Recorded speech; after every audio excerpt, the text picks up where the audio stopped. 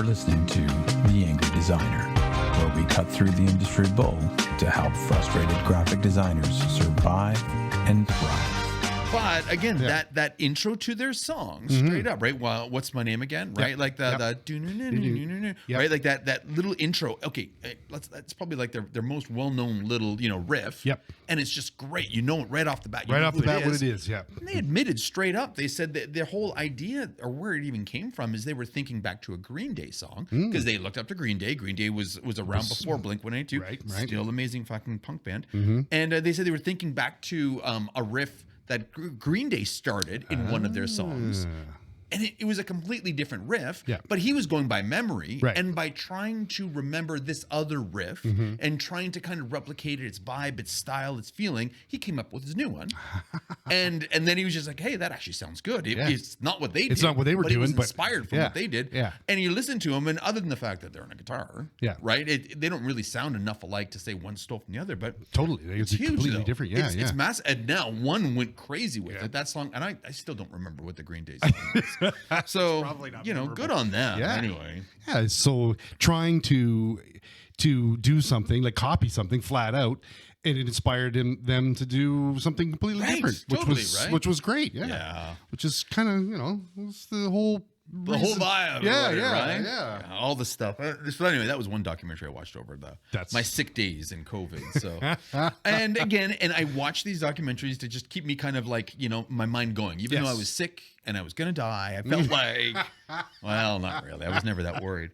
But it was a matter of just kind of keeping my brain always in check. Yeah. And I think that's like always in the game. It is, right? It's like, I don't know what you want to call it, like inspiration or not, because I think after a while, I wouldn't even call it inspiration anymore. I think you're always inspired, no? Exactly. Yeah. And I think it doesn't matter what it is. Well, and again, I think that really makes a difference between the people who are in and out of this industry versus the ones that manage a lifestyle, because it's like, people think that designers just kind of sit down and just magically come up with all these original ideas, right? And this brain just kicks in, and that's hardly the case. Yeah. Like, this is just constantly, you're like absorbing this stuff, whether you realize it or not, right? Whether, your curiosity kicks in, you want to know how things are made, how they got to this place, how they came up with this, right?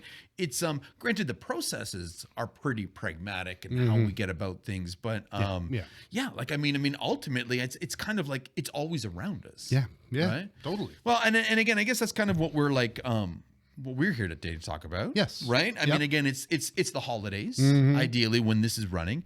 And it's a perfect opportunity to, maybe turn off the computer. Yeah, you take your foot off the gas a little bit. Off the gas a little bit for this week, you know what I mean? Yep. And not necessarily turn off the computer. Yeah. Maybe not have to like be constantly working all week, but like take a step back and kind of re-energize, right? Find some inspiration. So this is the great holiday inspiration episode, if you want to call it that. Yes. That's a really shitty name. No, that's great. I don't know, man.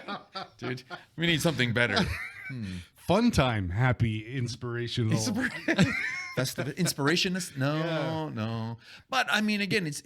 I think the point is, you've got the time this week, right? And you don't necessarily have to constantly be working through it, because again, we have a lot of people that reach out and they're like, I'm stuck, I'm in a creative rut, and I'm burnt out, right? And it's like, I'm always giving them tips of the shit that I kind of always do, right? But the more I realize it, it's not necessarily things I do to get out of it, but it's things I do to constantly stay in it without even realizing. Yes. And I think that's kind of what the idea is this week. So, I mean, again, for of course, we have some tips later on for anybody who is in a rut near the end of this episode on how to kind of, what works for us to kind of get back and get those creative juices flowing. But, very much this episode is just kind of like, let's use this time to stay, creative, stay inspirational, and keep our minds kind of going. Because I think that's the ploy of the designer, in my opinion. Yeah, exactly. We're always doing this.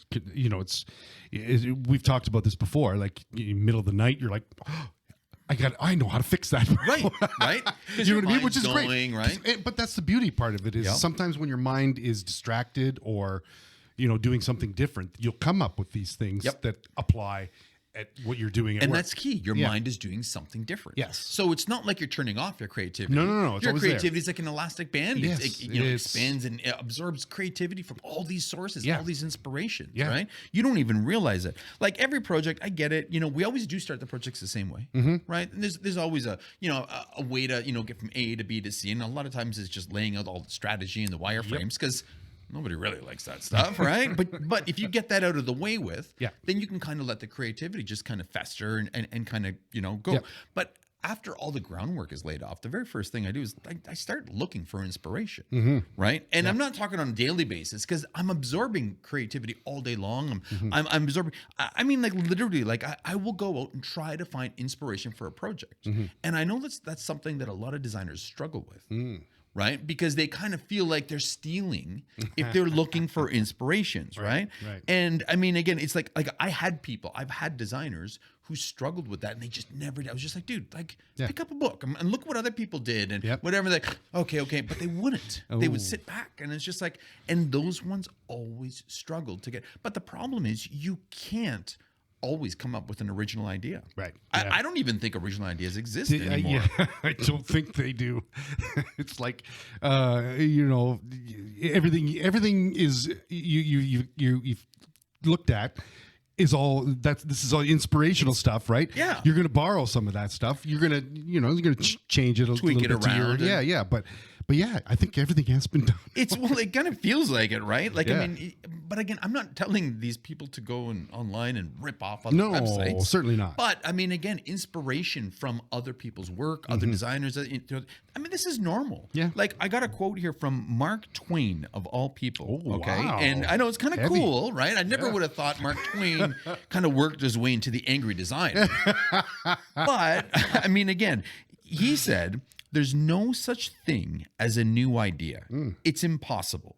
We simply take a lot of old ideas and put them into a sort of mental kaleidoscope." I love that. Mental kaleidoscope. Wow. Pretty fucking cool. Yeah. We give them a turn.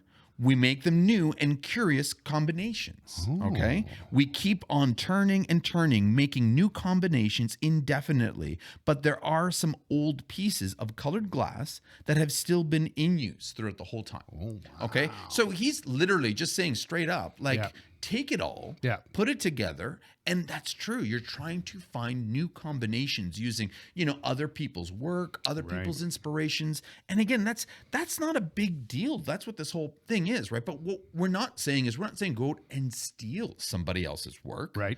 We're saying, become inspired by other people's work. Yes. And that's a huge difference That's that a people huge kind of, difference. that, people, stealing is like literally when you blatantly copy somebody else's work. Yeah.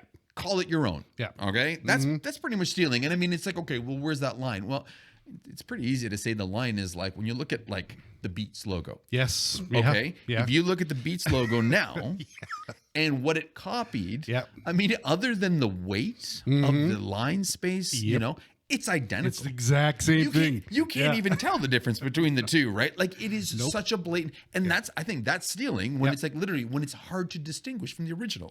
Like same with the Airbnb, the old Airbnb logo. Again, other than the thickness and the proportions a little bit, the idea is exactly the same. Exactly. It was looking at the one from 1975 and looking at the Airbnb. It's identical. I mean, honestly, you guys want to laugh? Go check it out. Have a look at it. It's a joke how similar those two are. Totally. So that's a ripoff. Yeah. To me, 100%. That's what stealing is, right? So if you can't tell the difference between your logo and the one that you just ripped off, then that's a ripoff. Okay, that's stealing. Yes. 100%. Yep. But inspiration or taking inspiration from other work is borrowing an existing idea. Okay, and you're borrowing it to create a new idea. Yes. Okay. You're borrowing parts of it, in part, the feeling, what it embraces to create something new. Yeah. Okay. This happens all the time. Shakespeare apparently routinely would steal the, plot lines, ideas. But again,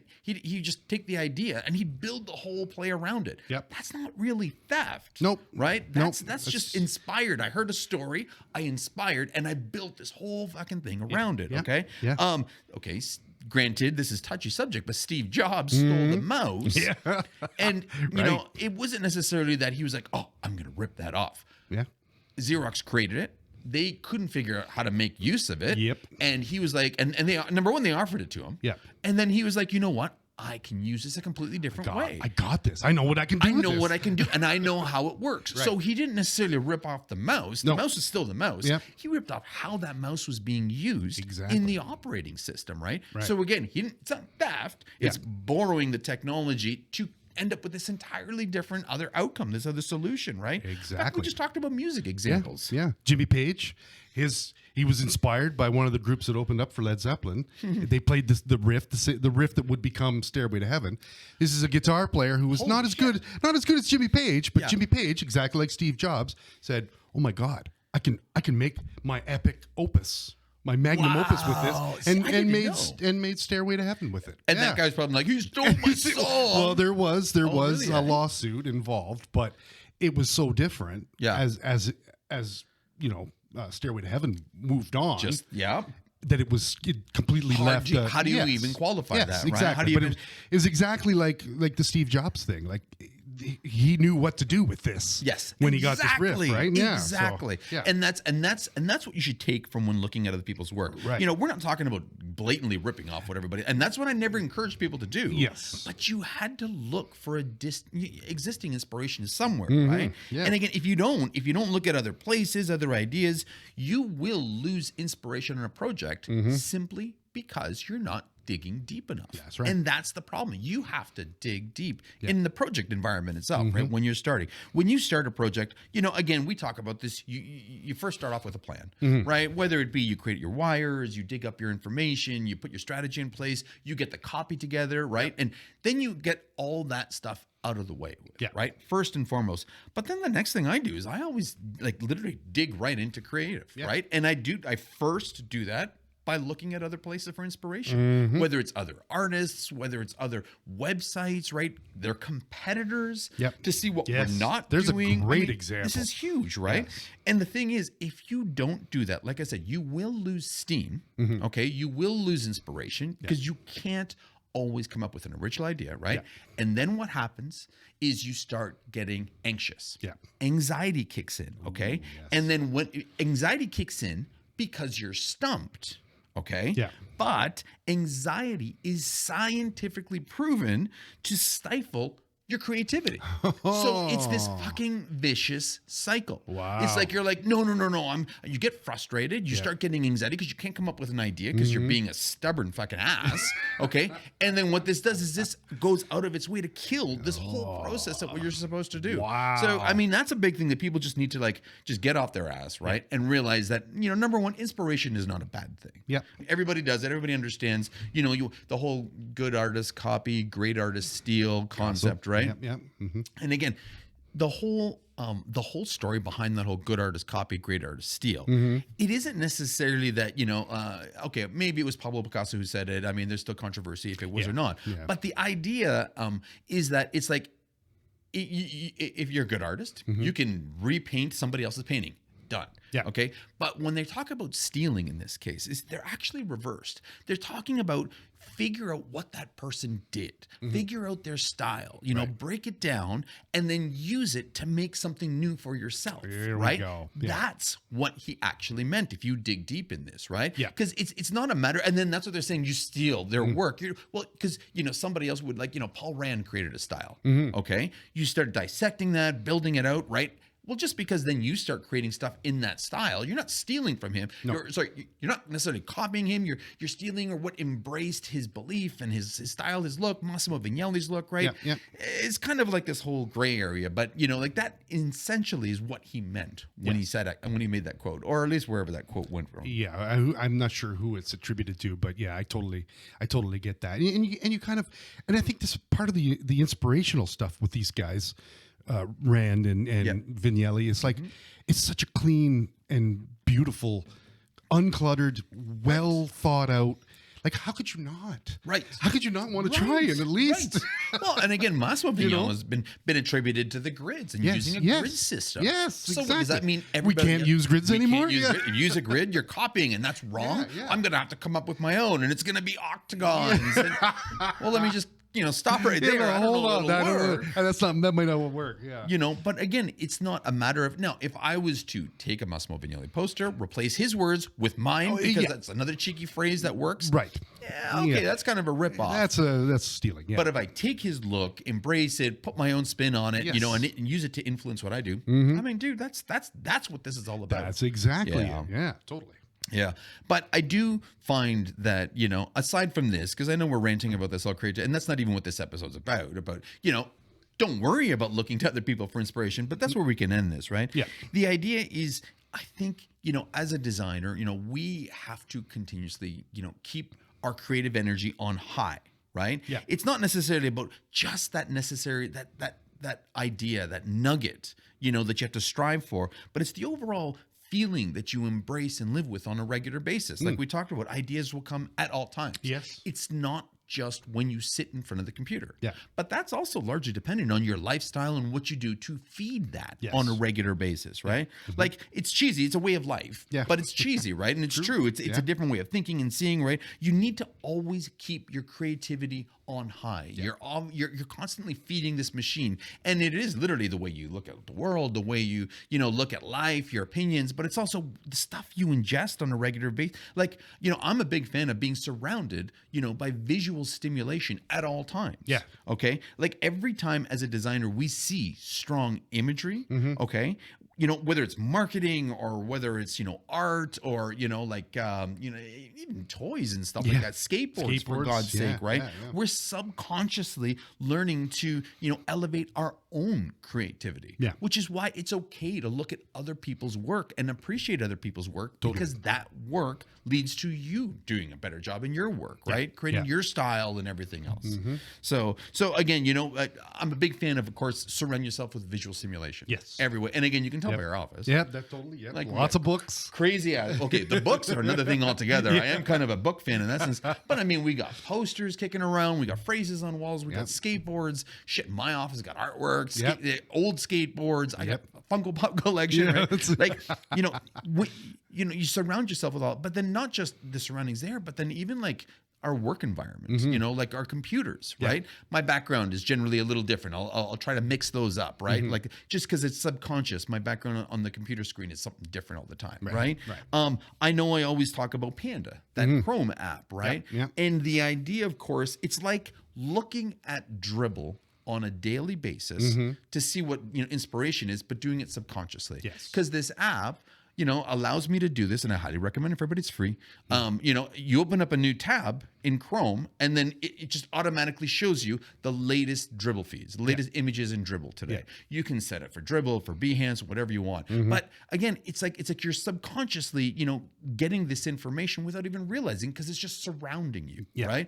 My emails. I mean, it's a horrible thing that I do, but I subscribe to all these damn emails, these newsletters, right? Like, and again, and it's just like I get them, I'll skim through them quickly, and then I'll trash it. Right. So granted, maybe that's why I get about 200 emails a day. But the reality is, it's always topping off, my creative stimulation, right? Surround yourself with creativity, right? Not just physically, but even in your work environment, right? So I'm getting these. I mean, I get what is it, Design or Design? It's an architectural newsletter. Oh, okay. Nothing to do with graphic design, right? But design isn't just limited to graphic design. No, totally. Right? Yeah. You take from architecture, which inspires, Zara Hadid, the stuff that she would create is fucking crazy. How does that not inspire the graphic design side of my life? Because again, you see, she takes concrete and she just makes it, morph, and the shapes that she's able to create, or she was able to create and design, shouldn't even be done with concrete, right? But again, it's just like, it's really cool. So of course that influences, and again, you see that on a daily basis. You see these little things like, other little newsletters I get. You see these little Chrome updates and stuff. It all just adds to this constantly, keeping my jar of creativity full, right? And it's true, and that's the key, and I think that's a big thing, of course. I'm sure when you get these newsletters and things like that, there's probably like articles or something that would pique your interest. Like you're not just kind of skimming through it. And, Problem is, Sean, I don't read. I don't. Admittedly, I pick and choose what I read. I'm a big headline guy. That's why I like a lot of these things I subscribe to. Summarize it in like the first paragraph. Here's what you get. You want more? Yeah. Keep going. Keep going. Yeah, I suck at that. I'm sorry. Say no to literacy. Readings for jumps. Oh, geez, suckers. Although, oddly, I absolutely am in love with books. I've got such a... you got a ton of books. Yeah. But they're all picture books. Yeah. So, I mean, still. It's okay. I pretend to look smart. But with that being said, I'm a big believer of making your workspace inspiring. Yes. Okay? So there's this fucking trend right now, and if you guys are listening to this, smack yourselves. Like everybody's like trying to make these like model-esque, really pimpin' looking workstations, right? They like put glowing lights behind their computer screen. Everything is perfectly set up. Monitor, keyboard, they get this, all this, they spend money on all these monitor stands and this and that, and everything is just so clean and minimal. And I'm like, bull fucking shit. That is not, like if you're concerned about that, there's no creativity. You're just blatantly online ripping shit off because, I'm a firm believer that like, you need to, I don't know, like you need to take your whole work environment and just throw shit on it that makes you feel good, that makes you feel creative. Yeah. Within an arm reach. Okay, granted, I got my big ass monitor and I'm not talking about being like messy and cluttered and hell, that's definitely not what I'm talking about. But, I turn to the left. I got a wall of Funko Pops. I look in front of me. I got like some old, like toys, retro toys, right? I look to the right. I've got like my fidget stuff, that I got 3 or 4 different things to fidget with, right? I turn around. There's this. I look over here. I got a vintage lamp, right? Like I'm a huge believer that your workspace is sacred. Yeah. And that's the number one place where you need to show your creativity. So this like minimal environment, that's all bullshit. Yeah, that's that's fake. crap. Remember Aaron Draplin's workspace? Yeah. Like he was like almost like a clusterfuck because it looked like there was shit all over. It wasn't.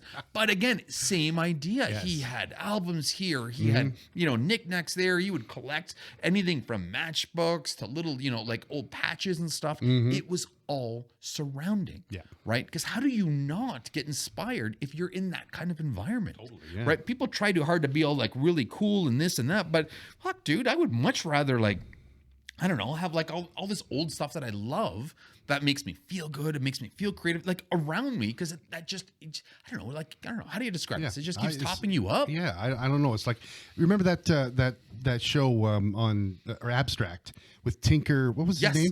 Tinker Hatfield. Tinker Hatfield. Yep. Remember his workspace? Right, was fucking awesome. Right, and like, again, it was what an inspiration that would be. He had like an old little organ in the corner where you go jam if you needed to, right? Music setup. Like, and again, it's just like these environments. Yeah. This is an environment, not this clean, minimal.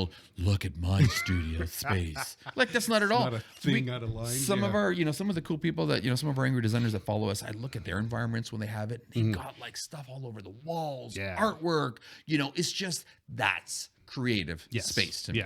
Totally. Right? Totally. So again, make your work environment inspiring. Yes. You need to, because then just subconsciously every day you're going to want to be there. It's a creative environment. It looks creative. It feels creative. It's not stuffy. It's not, you don't look like you're waiting for someone from an interior design company to come or magazine to come and take a picture of it. Like that shit's not real, Yes, exactly. God. Wow. Another thing I do, Yeah. I collect stuff.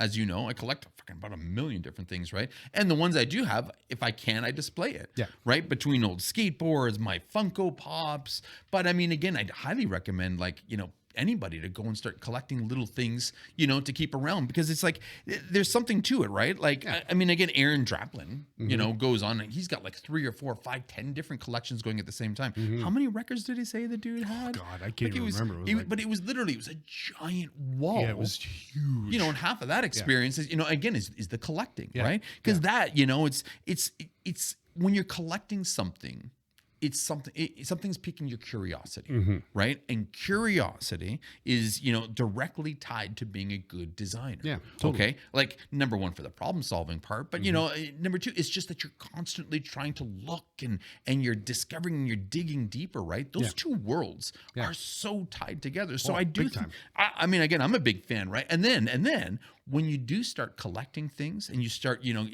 number one, it's intoxicating, right? It can be obsessive, right? But when you find it, right, you get this thrill of endorphins that goes through your body, right? And, endorphins are proven to keep you happier and make you more creative. Okay. So that's where it's like, having a collection, looking for stuff, digging for stuff. And it doesn't have to be anything huge. It's just that whole point of just getting you on a mission to go out and just keep looking. Right. And the funny thing is, it doesn't even have to be analog. No. And I know, collecting, everybody always associates the cool, cheeky shit with, everything analog or what have you. Aaron Drummond's patches and cases and this and that, going to, antique markets, and that's cool. But I mean, you can also collect. I have a ton of shit on Pinterest. Oh, okay. I have dozens and dozens of Pinterest boards, with shit that I just collect randomly, right? And again, I pin them, I keep them, and they're there for inspiration. I got a whole folder on just like, cafe erasers and Brat motorcycles. I've got another one on old vintage BMWs, right? I've got some from logos from the 60s, logos from the 70s, right? Nice. And again, I have all these, and again, it's funny because it's like you're constantly trying to collect to build this, and that one's a free one. That's the best one. It's great. It's good, right? And I'm again on my phone. If I find, I'm like, dude, that's good for my collection. But it's keeping my mind going on a regular basis. Sometimes it's websites, and the neat thing is, I look back, obviously at my collections. Some of the stuff I have in there is like from 10, 12 years old. Oh, wow! So when you look at websites from that long ago, and if they still, you're like, wow, that's cool. It still looks good. I could use that. I could borrow that, right? Like it's just this great feeling that this collection you have is actually helping you like move forward, like help with your designs on a regular basis and my inspirations. And I mean, we used to do this. There's no different than that when you'd have print magazines and things like that, thumb through a book or go to the library or whatever for inspiration kind of thing. Absolutely. Right? This is just your online version. This is literally like my digitally curated that drawer. It is. It's that drawer. Much more organized than my drawer. Way more organized than a drawer. But and then my drawer's got a lot of pens too. I like to collect pens. Pens. We are all obsessed with pens. I love pens. I do have those. But it's true. Like, I mean, being a collector isn't necessarily, I'm not saying always have to go out and, find that kind of shit. But I mean, Pinterest, you'd be surprised at, the kind of stuff you start collecting when you build your own Pinterest boards. And again, it feels so good. It's like, it's invigorating. It just kind of keeps, that creative spirit just going, even if I'm not working on logo projects. I mean, the worst thing you can do as a designer is take a break from design. And I get it. You want to take a break. You want to take a break from work, but you should never take a break from design and being a designer, because I think that is so much more than just, sitting down and creating logos and slicks all day, right? Being a designer is just this whole all-encompassing lifestyle that we lead. Totally. Which is like, if I see something on a computer or I see something, I'm browsing Google or a magazine or whatever, and I'm like, wow, that's really cool. I pin it. And I keep it.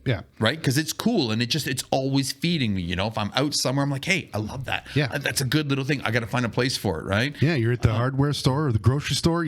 There's always inspiration. It's so true. Right. Which is really weird. Dude, often if you look through my phone, random shit. I take pictures of crazy things. We're just like, oh, I remember that. Right. And it's just like cool. Right. And it's like, and I'm pinning all that too. So this is where it's like, I think the worst thing you can do is just like check off for a little while. Because then you get out of that habit, routine, that passion, that curiosity, and I think that's actually gonna.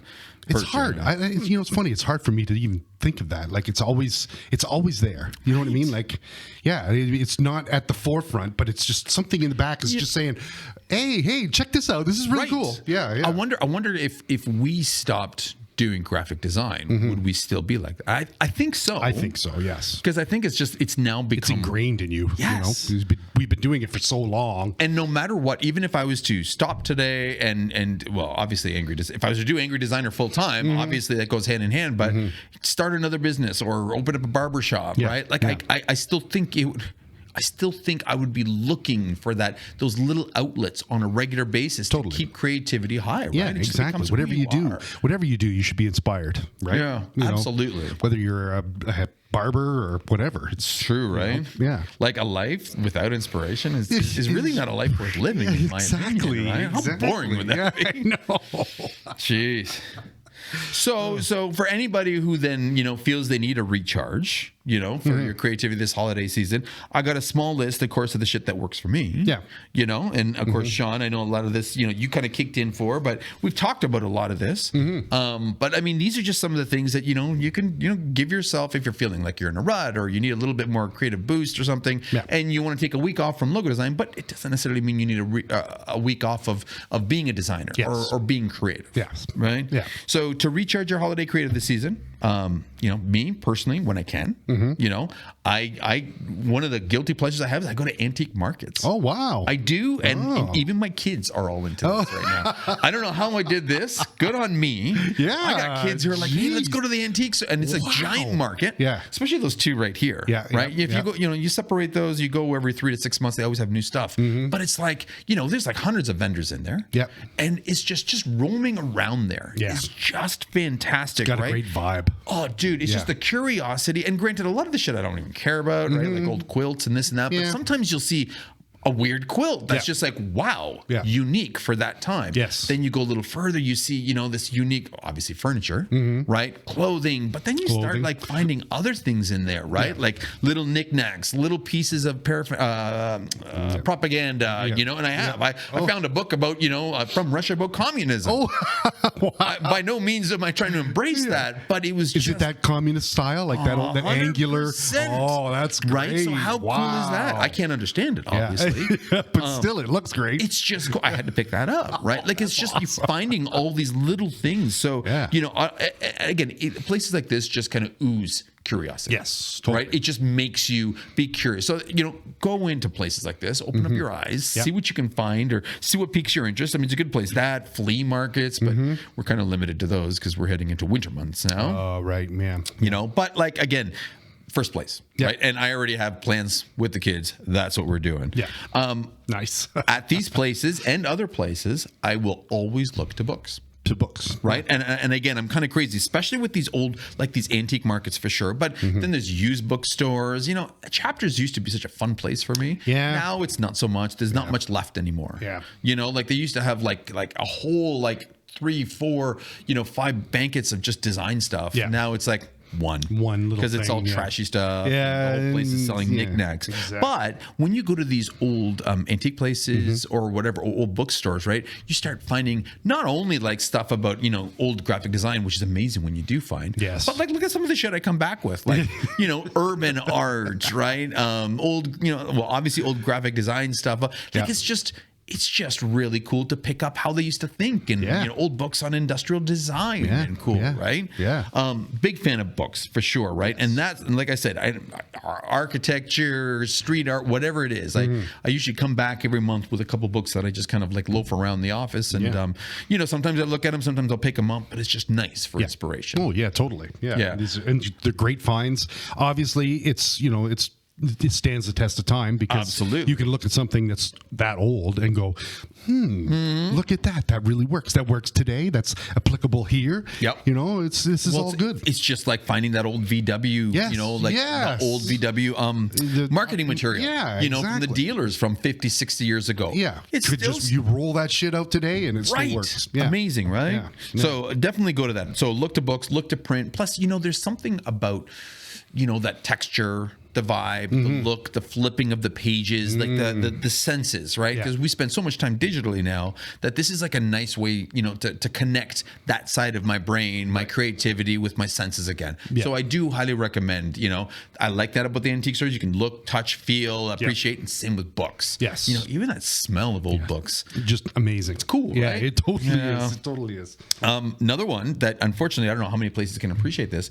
I love going into some of the bigger old record stores. Okay. Now, granted, most of the time I don't know who the hell I'm looking at, but the thing is, flipping through them and just looking at the art. Dude, like half the time I just want to buy albums, not even for what's in there, but just because the amount of like art and attention and detail that goes into like the album cover designs. Yeah, totally. You know? Yeah. You're lucky enough, you open up one, then, you know, it folds open. All of a sudden, it just like carries through. It's like a carousel, like a modern old school carousel like these days, right? Yeah, that's exactly it. It's totally. so funny. I love, and there's something, and then again, you're there, there's music playing in the background, right? Yeah. And, you know, you're in a zone, and it's generally pretty quiet because it's just the music that's playing. Nobody's talking. Everybody's not a lot of looking, talk. Yeah. right? And you're just flipping one after the other, after the other. Just flipping through that. Yeah, right? Just that action. There's something intoxicating about this, and again, a great place just to bring up that whole vibe. Yes, is just fucking cool. Yeah, you know, if they were to have like a little pool table in the corner on one side, maybe a bar in the other, like that. What a great concept. Yeah, exactly. Oh, geez, that's my missing. God. That's I know, right? And I'm so glad that's back because for me as a young person, that was great. That was huge inspiration. And it saddened me how everything went from album size to CD size to cassette size. You know what I mean? And it's just like that great medium was kind of lost forever. And then now, I mean, what the hell do you get on your phone? Right, like just a tiny little I know, square. the little album. You can't even appreciate that. Yeah. It is interesting because I remember albums and they tried to squish that onto a tape. And literally what they would do is take what the artwork is in the album and they would like crop it. And it was always... It was bad. It was bad. Yeah, I know. Sometimes if the artwork was so good, they would just put black all around and put the album in. Exactly. Oh, that's so heartbreaking, dude. I know. It was considering exactly like you said, you know, I grew up looking at Kiss records and things like that, and you'd open it up and it was just a spectacle. Wow, and there was a booklet in there and there was a sticker. I know, dude. The sticker. It was all about the sticker. I know. Yeah. You know, it is cool that that's back. Yes. And I do appreciate I got so much for that. Yes. So something else I do, I try to create something with my hands. Right. So when I go to these art play or these antique places or whatever, if I see something, I guess if there's a term for it, it's like this upcycling thing where you're like taking it and trying to modernize it, you know, refinish it, you know, just kind of like make use of it. Now I've you know, you pick an old chair, right, and you're like, you're trying to fix it back up, you know, maybe get it reupholstered. Now, for the record, I probably ruined more things than I've actually saved. For the record, you know, the intent is there. Well, at least you tried. There's a chair in the front right now that is looking for some upholstery, and I think I might pay for this one to get done. But the idea, you know, of course, is you're physically trying to reconnect your hands, your mind, you know, with this whole creative vibe, this whole hand-eye coordinating thing, right? That unfortunately has been replaced with video games, as fun as that is. But it's like you know, you do old skateboards, old toys, you kind of morph them together. I would take like old toys, spray bomb them black, and then just put like, you know, my own kind of like decorations on the you know, and again, sometimes they turn out cool, sometimes they were garbage. They were gone for, you know, in the garbage the next week. But it's just this constant trying to, you know, fidget with things, right? And keep the creative vibe going. And it had nothing to do with graphic design. But it did help, you know, keep my curiosity at a high, right? And I still will do that. Geez, I still have this like old vintage cooler in my garage. It's been there for 3 years that I keep intending to turn into a whiskey dispensing machine here for the office. Right? And it's got this cool little look, and I figure if I can, and I bought all the parts, and I just gotta find some time to just try to do it, dig in there, you know? And see, and that not only is that design inspirational thing, but it also keeps your problem solving chops sharp too, right? Dude. Because you're coming up with you've got this thing and you've got this end goal. Yes. Like, how do I get there? This is what I want to do, right? And the cool thing, exactly what you said, the problem solving is key here because I'm not trained to do this shit. You don't know what the hell you're doing. I don't know what you're supposed to do. I got this great idea. Yes. So you find ways to make it work. Yes. You know, if I was to take it back to a friend of mine who's a carpenter or a woodsmith guy, and there's like, oh, dude, that's not how you're supposed to do it. I'm like, but it works. Yeah, but it works. And it looks good. Yes, no? He's like, well, okay. Could have saved yourself 10 hours of labor, but okay. Yeah, but that's not the point, though, right? Right? It's totally not the point. Yeah, exactly. So I find when you get into like projects using your hands, you're also flexing that problem solving muscle. Absolutely, right? Huge for being a designer, for being a creative. Exactly, right? Because you're coming at it from that angle, and that's a large part of what we do, right? Absolutely, solving problems. So it goes across the board with anything you do, basically. Guilty, you know, if sometimes I'm not always, everything sounds very active, like out, search, you know, sometimes I do just sit at home. Yeah. And I will watch documentaries on this kind of stuff. We already talked about some of the stuff I watched when I was off with COVID, right? But like, I mean, like we've even done a whole podcast about creative documentaries. You know, Yes, the that's ones true. you have to see for inspiration, right? And I mean, I can't even tell you what those, I don't know what it is about those, but they really, you know, they hit deep. Like that, you know, what is it? The Abstract. Yeah, the Abstract series. The Abstract series on Netflix. You know, that Tinker Hatfield episode. Yeah, it was amazing, brilliant. right? The Martha Scherer episode, right? Like these are small, like half hour, 45-minute little episodes. But they dig into the life of these people, the way they think, the way they breathe. Like fucking awesome. Amazing. You know, I can't get enough of those documentaries. It's sad because I don't think that they make them fast enough for me. True enough. But even so, like when I was sick, I watched this one, The Toys That Made Us. Yes. And this whole thing, this whole episode about He-Man, you know, and the Masters of the Universe. How amazing. Not just like, you know, the whole fact that it's He-Man is pretty fucking cool. But like, I mean, how they got to that point, the struggles they were prior to it, how they came up with the first, you know, renditions of it. Nobody liked it. They did the second. Really? Then they just kept on evolving. Now it's fucking gone through the roof. It's huge. Like it's, you know, they just released Mattel just released this limited edition Eternia, you know, that they recreated from the old Eternia from like 30 years ago. Oh, okay. And it was a Kickstarter. They were selling them for $1,000 a piece. Okay. Last time I checked, Kickstarter was almost at 10,000 units sold. Okay. So again, there's something to be said about, you know, like there's this whole crazy culture around it. And it's neat when you watch these, you know, documentaries, it just gets you in that mindset. Holy shit. Believe it or not, I never saw the one about Hot Wheels. And it showed me the whole Mattel versus Hot Wheels and how those two worlds collided, right? And that, you know, Hot Wheels, Mattel was really struggling and you know, they needed another big hit. And, you know, because they really fucked up and missed out on Star Wars. Believe it or not, they had the opportunity for Star Wars and they were like, oh no, nobody wants a movie. Yeah, right. So needless to say that they missed out on that. So they were looking for something and just the whole story of how Hot Wheels came up. It was amazing. And especially why Hot Wheels, as how unique Hot Wheels were compared to the competitor Mattel. Right. Oh, anyway, I can't stress that one enough. I mean, again, that I recommend watching all these if you can, right? On YouTube's got small ones, bigger ones online, but you know, we've got a good list of I think 10, you know, on our blog. Right, which is on our website. And it's not many blogs posts, but that one is there. Unfortunately, that one is there. Another thing I do.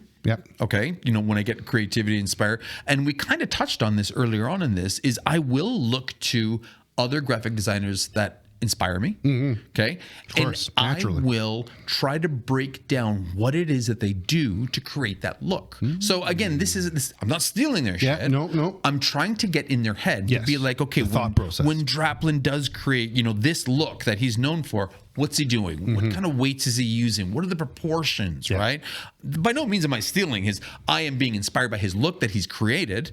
And I, you know, will use it elsewhere, right? But, you know, oddly, I still kind of just goof around and still do this kind of stuff on my time off. Because it's like, it's just, I love it. Yeah, totally. Right. And also no brainer. It's like there's all kinds of tutorials online of like watching Draplin do his work. And it's just like, holy shit, how inspirational is that? It's you know what, there's something to be said about, you know, looking at these greats, you know, the Beiruts, the Paul Rands, the Aaron, the Draplins, and trying to reverse engineer what it is they did, how they thought that way, you know, and it's a different way of approaching a graphic design problem by trying to reverse engineer how they got there. But it's highly rewarding. Oh, totally. Big time, yeah. It's a thought process. It's the getting inside of their minds kind of thing. Like, you know, breaking it down. Why? Why did they do this? Well, this is why. You know what I mean? Absolutely. You've kind of, because you've deconstructed it, you've kind of figured out, okay, this really works. Yeah, absolutely. I see this now. Absolutely. And you know, take it a step further. You don't have to just go by the artist itself, but you can also go by the genre. The genre. The 60s, 70s, 80s, right? 80s had that Memphis style. the Memphis right? thing, Which is all hot right now. And then, you know, how the 80s used halftone effect everywhere. Yes. Like, that is really cool right now. I just saw some of the latest World Cup, the World Cup artwork that they've been sending out, right? And again, it's just a mix of duotones, halftones, images. It's like a combination of like 70s, 80s, plus what we're dealing with right now. It's really fucking cool. That's awesome. Right? Like, that is huge. If you can start deconstructing what they did back then, take those pieces and use for yourself, dude, that feels so good. You want to talk about endorphins? Yeah, that's where that'll. Dude, that's so a nerdy about one this. of those to the heart, Finger in my heart. Pulp Fiction style. Oh God. And then last but not least, one of the things lately I've been trying to do more to recharge my creativity, you know, to keep this bad boy topped off. And I highly recommend everybody do this. I have been playing a lot with the AI text to image generators. Yes. Okay. And the reason why it's fun, but I think the reason why this is important, how this works, is because in order to create something in this, you have to be very descriptive. Oh my God. That is an art form in itself. Exactly. Yes. Right. So not only is this going to help us in the future, of course, you know, to stay ahead and how to use this in our own artwork, right? Yeah. But it's that connecting of words to visuals that I think often we take for granted as graphic designers. Yes. We're in there, we're designing, and we're just letting our mind go. Yeah.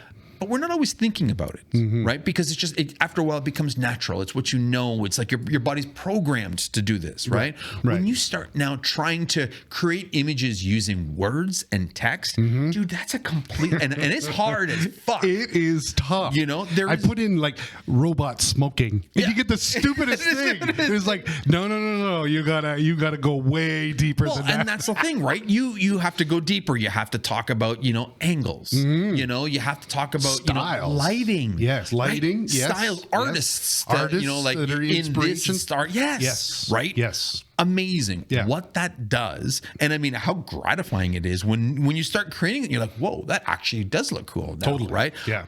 Wow, some of the stuff I see out there is mind-blowing. Amazing.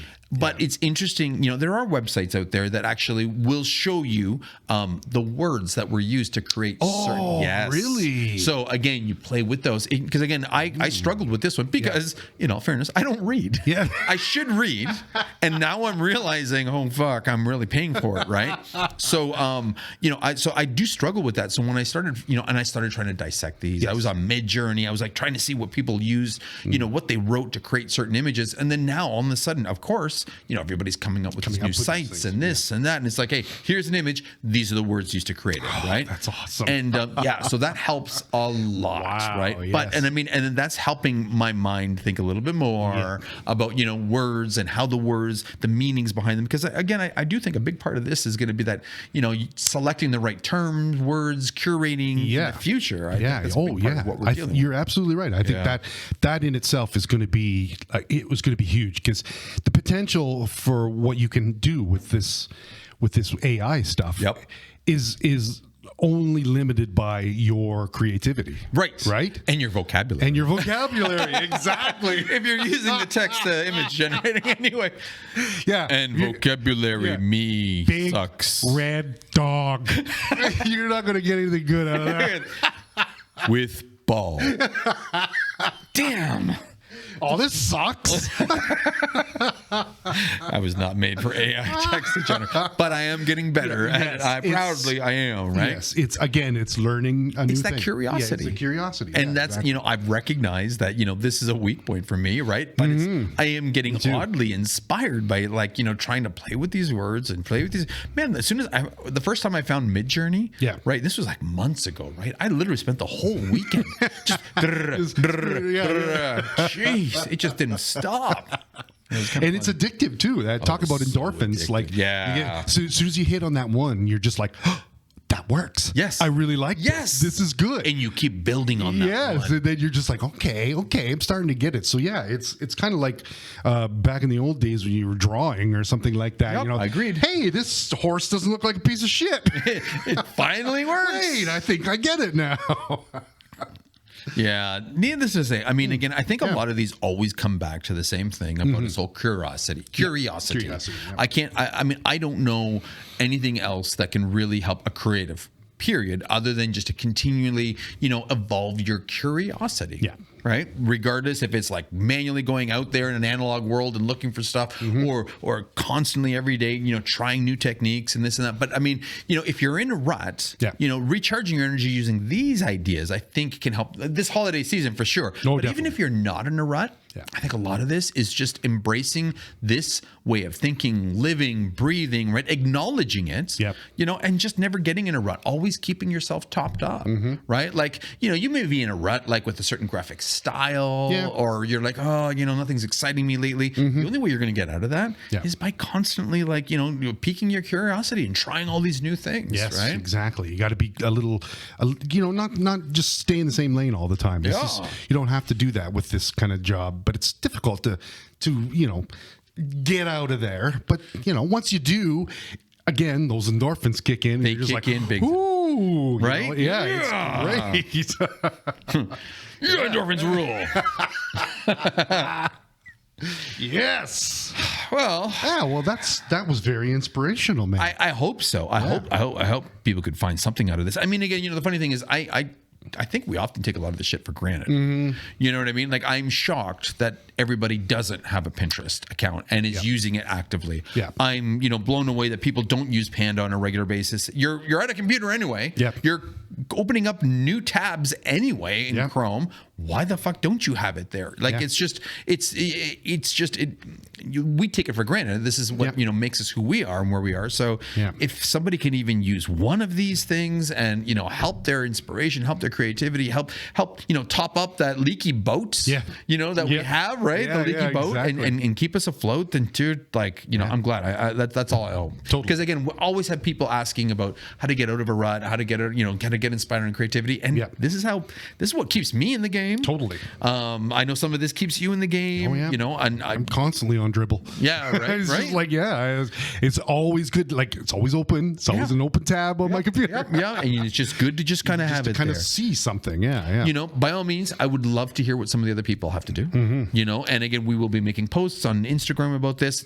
Throw us ideas. What else works for your creativity that I can try? Because I'm looking for more ideas. Exactly. I am genuinely looking for more ideas. Another one, whatever they have, like odd, they have the odd trade show that comes to town, right? The Fan Expo. Holy shit! Expo. How did I even miss that? That's like one of my biggest annual, recharge days. Totally. I wasn't overly impressed last year, but going there, talking to the artists, interacting, mingling with that huge event, or the local little toy show, or the antique toy show comes to town, the collector's show, right? I take the kids there. There's all these things. So hit me up with what works for you guys. I would love to hear, even if it's just going back to nature. I know that works for a lot of people. That's music is always good for inspiration too. That's always there. Yeah, exactly. Holy crap. When it's too quiet, it drives me nuts. But that's exactly it. Yes. I get nervous. Yeah.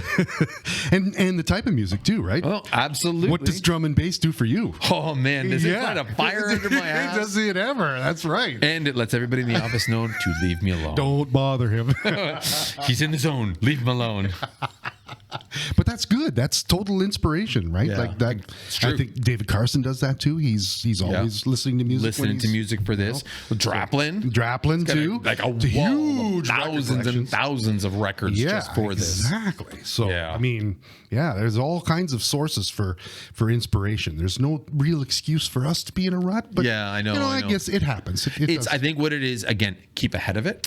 So it doesn't happen. And know when to pump the brakes work-wise, right? Because it's easy to get burnt out. This isn't about being burnt out. This is, and we have episodes on burnout. And again, we do. That's a big one that I fear for, and I don't want anybody to ever go down that road. But, being in a creative rut, so many ways to recharge, refuel your creativity. So, stay ahead of it. So you just, and once you get out of it, keep staying ahead of it so you don't get back to it. That's right. Cool. Always in the rear view.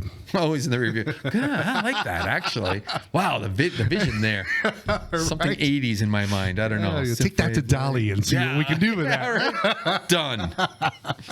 All right, everybody. Yes. Hope you got something from this episode. Again, please share what works for you. I would love to grow this giant list, and we'll put it on our website of, what works for everybody and how to get out of this kind of, if you're in a rut and what works for everybody. And please share if you can. Hit us up on Instagram because, we'll be hitting posts. We'll be putting snippets of this on there. Hit us up on YouTube. We record all these. We put them on YouTube. So you get to see this just awesomeness. Gross. And yeah, you know what? Leave us a review on, Spotify, Apple, if you appreciate what we have or whatever, share us with the world. Yeah, totally. With that being said, everybody, I wish you guys all a very Merry Christmas and Happy Holidays. And my name's Mossy. And my name is Sean. Stay creative. And stay angry.